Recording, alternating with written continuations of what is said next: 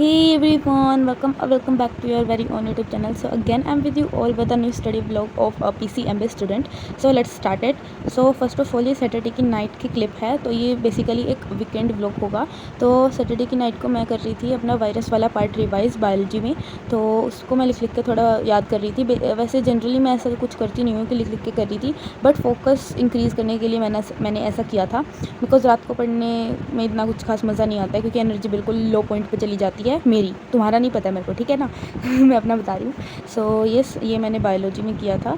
And फिर मैं सो गई थी, राइट। मुझे याद नहीं कितने बजे सोई थी, बट मैं सो गई थी। ये करने के बाद एक ही पेज था, तो ये मैंने किया और इसके बाद मुझे भयंकर वाली नींद आ रही थी, तो मैं सो गई थी।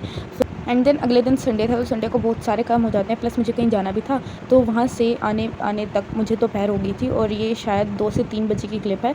तो मैं यहाँ पे कर रही थी मैथ्स, उसमें कर रही थी मैं अपना सीक्वेंस एंड सीरीज़ वाला चैप्टर।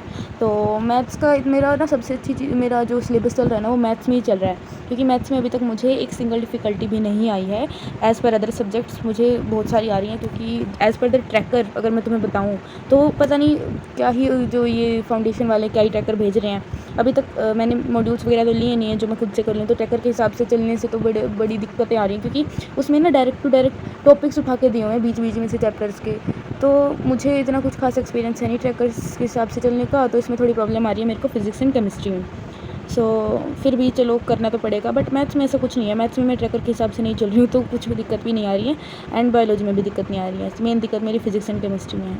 एंड देन फिर टाइम पास किया पूरे दिन, और रात को पढ़ने बैठी थी। फिर मैंने थोड़े से ग्रेप्स और वाटरमेलन खाते हुए अपने बायो के नोट्स लिखे। एंड देन मैंने अपना दिन ख़त्म किया इस डायरी से। तो अगेन तुम मुझे याद दिलाते नहीं हो यार, और मैं भूल जाती हूँ डायरी लिखना। तो ये मेरा तीसरा पेज है, और देख लो डेट क्या हो गया है। सो ऐसे ही तो 10th में हुआ था, बट मैं 11th में ऐसा नहीं करना चाहती, तो मैं अपडेट करती रहूँगी इसे, जैसे कि मेरी उम्मीद है।